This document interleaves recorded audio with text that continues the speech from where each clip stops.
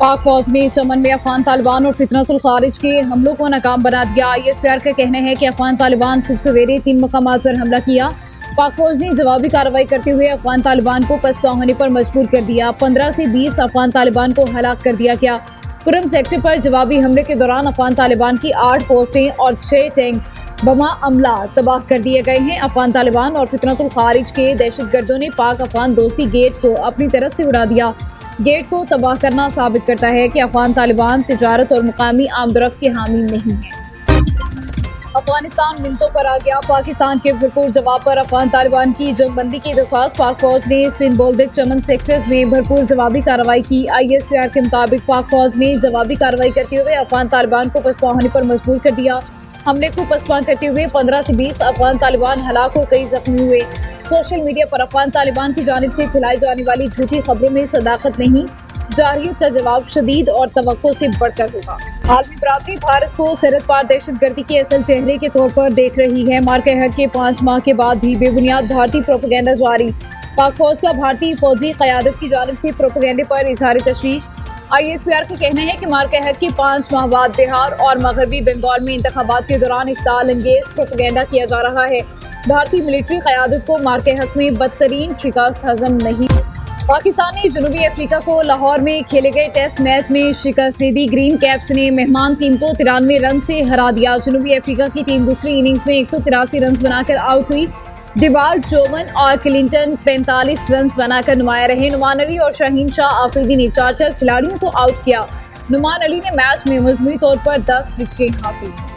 जनूबी अफ्रीका के खिलाफ शानदार फतह पर chairman Pakistan cricket board Mohsin Naqvi की टीम को मुबारकबाद कहा। वर्ल्ड टेस्ट चैंपियन टीम के खिलाफ कामयाबी टीम वर्क और मेहनत का नतीजा है। मोहसिन नकवी ने कहा कि पाकिस्तानी टीम ने जनूबी अफ्रीका के खिलाफ खेल के हर शोबे में बेहतरीन कारकर्दगी दिखाई। पाकिस्तानी मईशत के लिए बड़ी खबर। IMF पाकिस्तान को मजीद $1.2 अरब कर्ज देगा। पाकिस्तान और आलमी मालियाती इदारे के दरमियान स्टाफ लेवल माहिदा तय पा गया। IMF का कहना है 14 साल में पहली बार पाकिस्तान का करंट अकाउंट सरप्लस रहा। महंगाई काबू में, ज़र मुबादला के ज़खायर में बेहतरी आई। पाकिस्तान की माशी नमू 3.5% रहने का इम्कान है।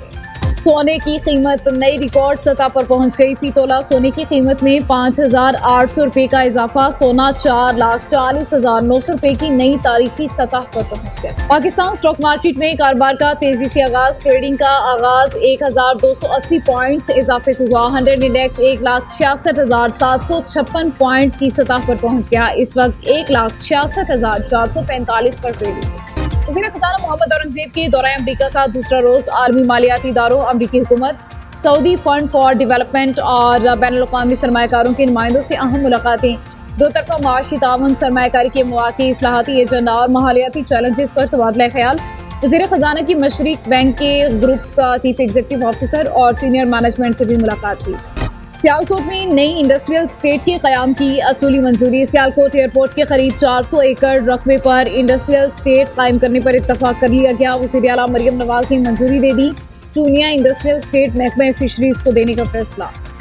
उनका के नामुंतखब वज़ीर आला सोहेल आफरीदी आज हल्फ उठाएंगे। तकरीब हल्फ बर्दारी 4 बजे होगी। गवर्नर फैसल करीम कुमरी हल्फ लेंगे। PTI की जानिब से अरकान असेंबली और सेनेटर्स को तकरीब हल्फ बर्दारी में शिरकत की दावतनामे अरसाल कर दिए गए। खैबर पख्तूनख्वा के नए वज़ीर आला के इंतखाब के लिए JUI की दरख्वास्त पर फैसला महफूज। पेशावर हाई कोर्ट कुछ देर बाद फैसला सुनाएगी। जस्टिस अरशद अली और जस्टिस वक़ार अहमद पर मुश्तमिल बेंच ने समाअत की। PTI के सेक्रेटरी जनरल सुलेमान अकरम राजा कहते हैं हाई कोर्ट ने वज़ीर आला की हल्फ बर्दारी के खिलाफ दरख्वास्त मुस्तरद कर दी। आज आइन दुश्मनी की एक और कोशिश नाकाम हो गई।